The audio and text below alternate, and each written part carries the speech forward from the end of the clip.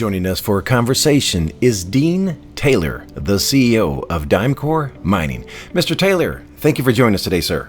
No problem, Maurice. Happy to be here. Well, it's a pleasure to be speaking with you today to have you introduce to us Diamcor Mining and share what may be a once-in-a-generation opportunity. Before we begin, Mr. Taylor, please introduce us to Diamcor Mining and the opportunity the company presents to shareholders. Well, thanks, Maurice. Diamcor Mining we're a production-focused company. What we do is we basically take non-core assets. We acquire them from groups like De Beers, things that have the ability to provide us with the potential for near-term production for obviously rough diamonds. And what we do is we acquire those projects and we try and get them up and running and into production as quickly as possible so that we can supply rough diamonds to various groups that we have around the world. We have our tendering facilities in Dubai, and we've got a long-established relationship and a proven history of producing rough diamonds. So that is essentially what we do.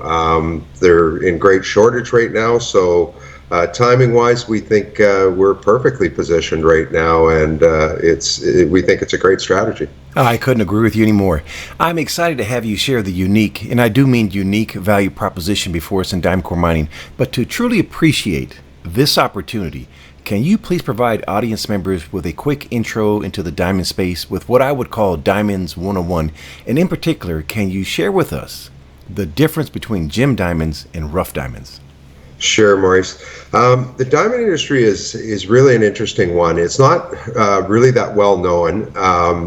Other than, of course, you have two major groups. You have the two biggest players in the industry are essentially De Beers and also Alrosa, which is the Russian government, which is obviously a bit of an issue right now in terms of what the buyers want to see. The diamond space it's not widely understood. It's not like gold or anything like that. If you look at the two biggest players, there's about 130 million carats, roughly in that ballpark a year of rough diamonds that are produced. That's what the world has been eating in terms of the sales and things like that. It's been pretty consistent. The mines are very, very well known. A lot of them are getting old. A lot of them are going down in production or shutting down. And there's nothing really new that's been found. When we look at De Beers and Alrosa, they produce, each one of them makes up probably about 35% of the diamond market. So about 70% was between those two groups. And the rest of the rough diamonds of the world come from, probably about 12 or 15 other groups in the world. So it's a very, very tight space, very hard to get rough diamonds, and especially gem quality diamonds, probably somewhere around only about 20 or 30% of what comes out of the ground is what we refer to as gem diamonds, which ultimately end up in jewelry. The rest is industrial. Our project, we think, we know that from the stuff that's produced in the history of Venetia, it's probably somewhere around 60% gem or near gem quality. And that is what everybody is essentially looking for. So it's a really interesting time to be in the diamond space. Of course, the conflict between Russia and Ukraine, the sanctions, everything that goes along with that, has largely eliminated any desire for the main players to want to buy Russian diamonds at this point. So it presents some really interesting challenges for supply side, and I think we're perfectly positioned with our Krone-Endora at Venetia project to start ramping up and supplying good quality.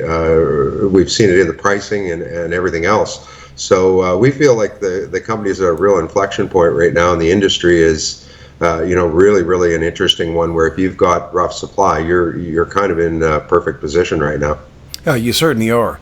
Now, let's find out more. Mr. Taylor, take us to South Africa and introduce us to your flagship Krone-Endora at Venetia, and please share with us how Diamcor Mining is positioned to provide the diamond market with both gem and rough diamonds, as the company has just released sales from the diamonds recovered from your processing of quarry material at your Krone-Endora Venetia project. Sure. We acquired the project, as some people know, some won't. We do have a strategic alliance with Tiffany, which obviously was recently purchased by Louis Vuitton.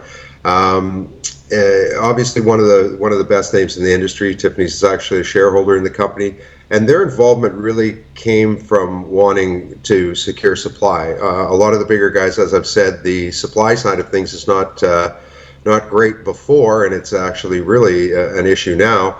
So these groups really look to find non-conflict diamonds. Our project is co-located, and when I say co-located, with De Beers' flagship Venetia mine, essentially the two projects are located together. What ours is the top 1,000 meters of Venetia. De Beers' estimate was the top 1,000 meters was eroded off and shifted. So it's a very rare fan type deposit off of Venetia with the same material. It's in the northern part of South Africa, so a very good area in terms of weather. And you can imagine the benefits that we have when you've got a $4.5 billion mine that essentially De Beers has developed, and literally we coexist. So in terms of suppliers, everything else, it's very, very it's a very, very good situation for us. We have a very large land position. The estimate is somewhere in the neighborhood of 1,000 vertical meters of the pipe was sheared off, and just a fan deposit right beside. So our project's very, very simple in that what we do is we essentially run a large gravel pit or strip mining operation. We never go underground. There's no blasting or anything else. Our job is to basically strip mine off the top of that material that's been displaced, put it through different processing plants we have, extract the diamonds, and send them to market. And as I've said, very high percentage of gem and near gem. And as we've seen in the sales, we average somewhere around anywhere from $175 to $250 a carat US on average. That's about 2.5 times what the worldwide average is, a reflection of the gem. And we also get big stones. Our largest to date is around 91.7 that we recovered a couple of years back in the development of the project. Just recently, we've announced that in this last run, we've got a 59 carat and a 21.8 carat, I believe it is. And those can be extremely valuable. They, like I say, they run into the thousands, if not tens of thousands of dollars per carat is what they're potentially worth, is when they're gem quality. So the project itself, like I said, you've got a good operator with a proven history, a lot of development done, obviously a strategic alliance with one of the industry leaders, and a project that's co-located with a giant. So it's a very interesting project, and the development of it is basically at the point now where we're sort of off and running. It delayed us a bit, but now we feel like we're in excellent shape going forward here. Well, this is a true testament of the geological and business acumen here. 59 carats and 22 carats, and you say it so mildly.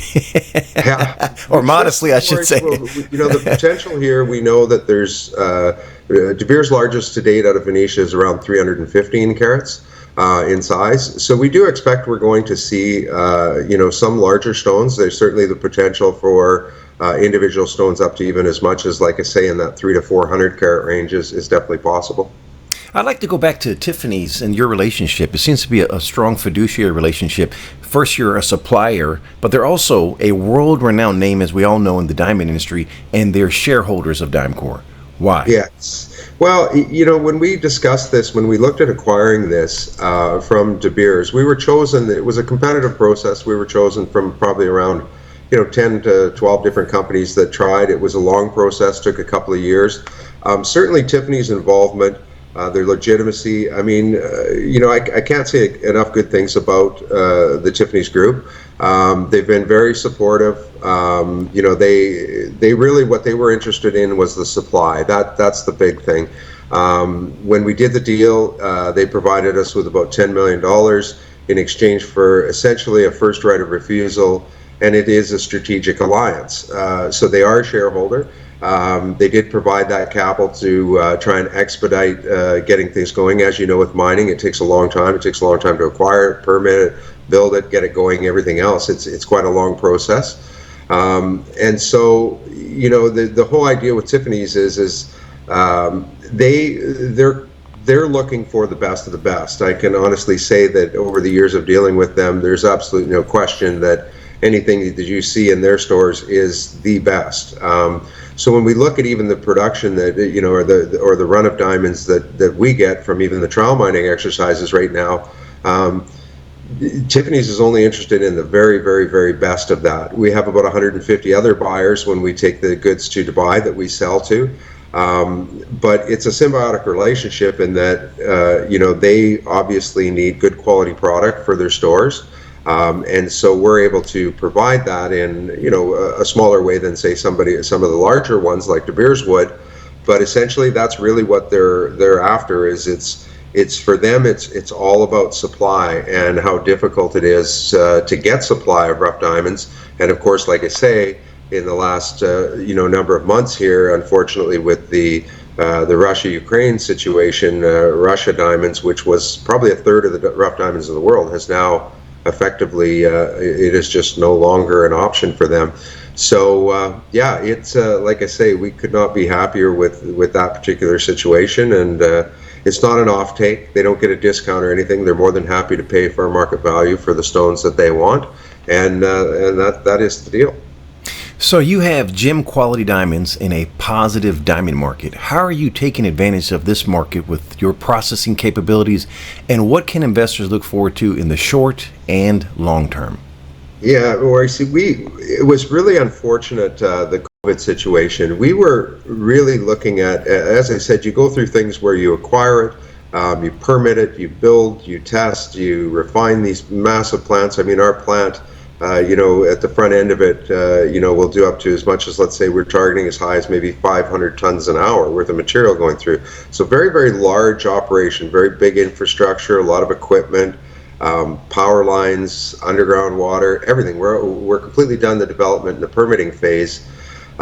So when we look at everything right now, really, our situation is really quite good in that we do have that ability to provide those high quality diamonds. COVID, like I said, was really unfortunate. We were ready to sort of ramp up and really start doing a lot more volume when COVID hit. Obviously, that stopped everything.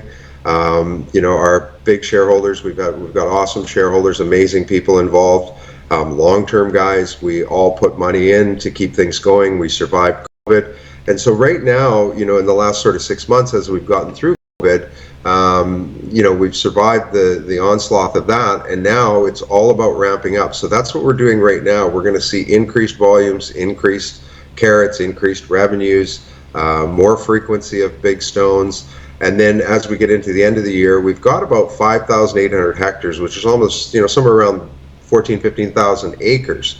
So it's a massive area. As we get into the end of the year, now with all the plant developed and everything else really running and everything set, we'll now start to go from not only just increasing the amount of processing we're doing and revenues going up, but we'll also start expanding into the outer areas and finding where the brunt of the higher grade areas are, and then move into those over the next over the next number of years. So it's kind of when we look at things right now, it's a very high quality project with high quality people involved. It's got the potential for immediate, obviously it's cash flowing already. We expect we have the potential even this quarter to go to profitability, and obviously these big stones make a big difference. And then as we go forward, it's all about growth and expansion into those other areas. So the next, we think we're at an inflection point right now. Without question, we feel that that's the potential to really make a jump in this quarter, even in the next one. But then even after that, our plans are to further expand and grow as we go forward. So it's essentially a near-term production scenario with a lot of growth built into it and upside. So that's what attracts many buyers, as well as Tiffany's, to us. Is it's non-conflict, really high quality, good stones, good rough diamonds, exactly what they're looking for. And their big thing is, with us is, go faster, get us more. That's the name of the game right now. Well, they're not alone. I'm a shareholder and I feel the same way. Yeah, for sure. Yeah, that is the effort right now. I think, like I say, I think shareholders will be really happy this quarter. Sometimes with these deals, like with mining especially, it kind of, it's tricky in that it takes a long time to get it to a certain point, and then once they finally do, everybody tends to get a little fatigued at the end, and then all of a sudden, boom, it goes, and it's like, gee, why didn't I see that coming? So it's an interesting time, like I say, but for us right now, I think the biggest thing really for us when people say, well, what's risk or anything else involved. To me right now, and like I've said to all our key guys, is operationally, it's all about execution, guys. That's all there is. The deal's good, the diamonds are good, everything's good about it. We just need to make sure that we demonstrate our ability to ramp it up and get things going. And so we feel like we're, this quarter has been really good. And like I say, these big stones like that, good 7-8 carat diamonds that are good quality will bring 8,000 a carat US. So we expect that these, the 21 and the 59 will do very good, and certainly, they add a lot of, a lot of potential in the cash side of things to the picture on top of what you're already doing. So they really launch things ahead. Well, a number of virtues, and I'm hearing a number of catalysts, and that's exactly why I'm so honored to have you on the program with us today. In terms of Newsflow, when can shareholders expect to find out the results from this drill program? Well, the different programs we've got, what we'll see coming up, we're not, honestly, we've spent a majority of the money that we bring in. We've sold a lot of diamonds, 150,000 plus, over the development of the plant even. We've put probably close to $100 million over the years into the project. Newsflow, we've never really been pushed that hard on the Newsflow, but as a public company, my personal feeling is if you don't have any positive news, there's no sense in wasting shareholder money to basically say nothing.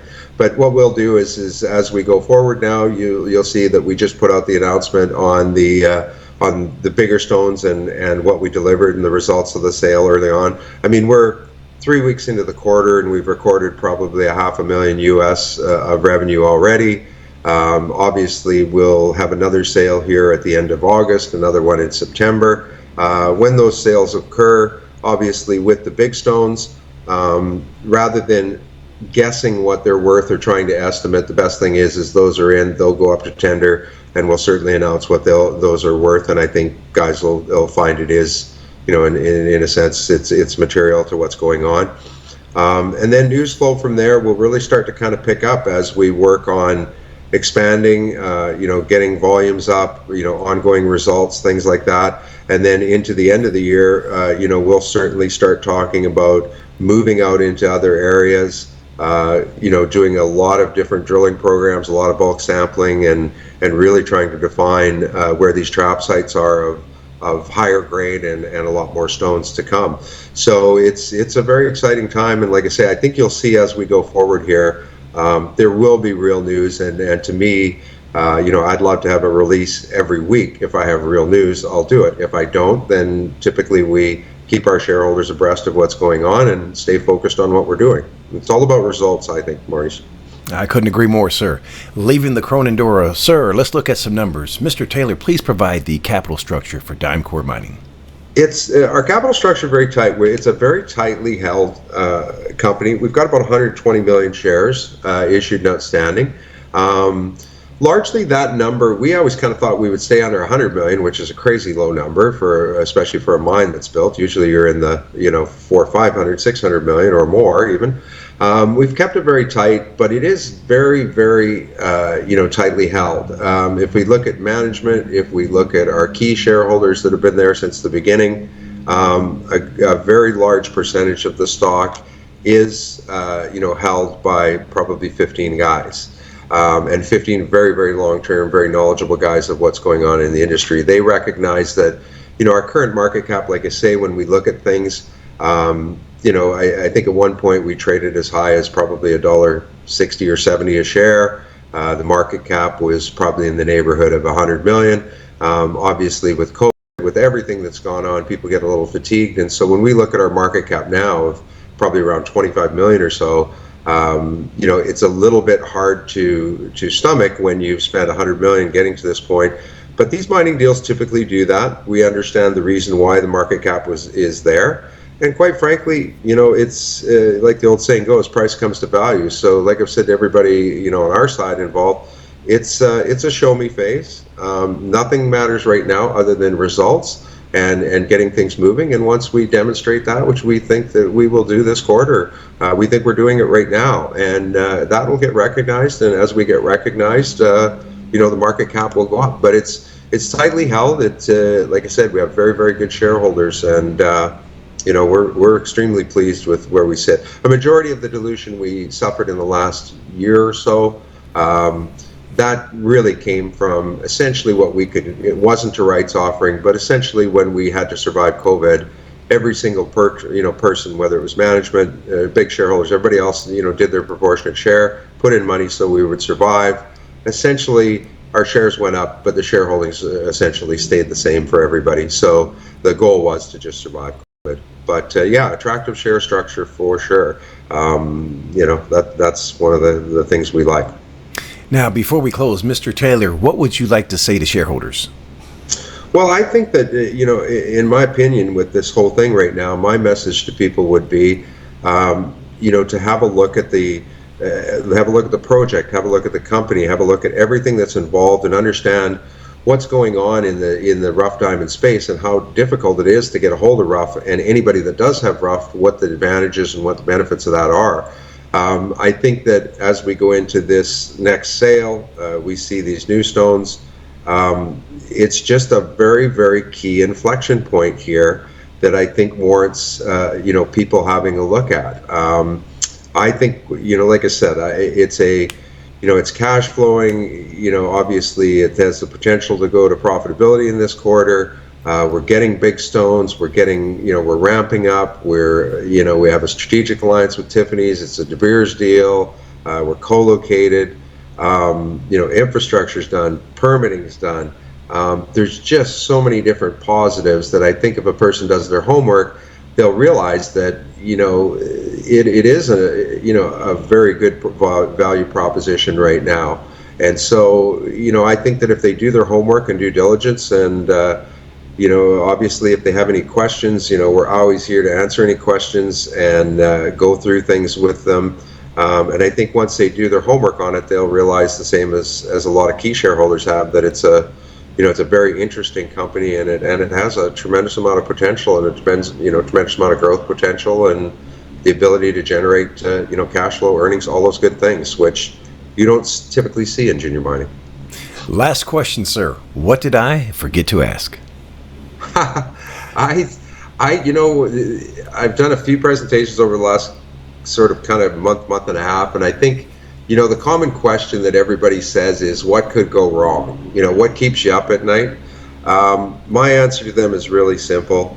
I'm extremely comfortable where we're at, and everything right now just comes down to execution.